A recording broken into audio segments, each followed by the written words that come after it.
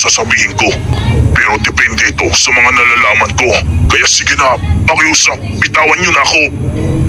Madali ka naman palang kausap. Kaya ngayon mga kasama, pwede nyo nang sabihin ang gusto nyong itanong.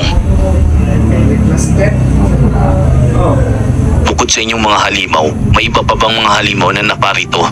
Kung meron man, sabihin mo anong klaseng halimaw sila at anong dahilan bakit sila naparito. Mga Brian sila. Malalakas at napakarami nila. Wala kami magawa sa mga tulad nila. Kaya hinahayaan na lang namin silang malayang kumilos dito. Tama ang kutob ko, mga Brian ang may kagagawan nito. Sa pagkakataong ito, sila ang pinakamalakas at ang pinakamaraming hukbo sa lugar na ito. Una pa lang, gusto na nilang makuha ang mga kapangyarihan ng Dark Continent sa akin.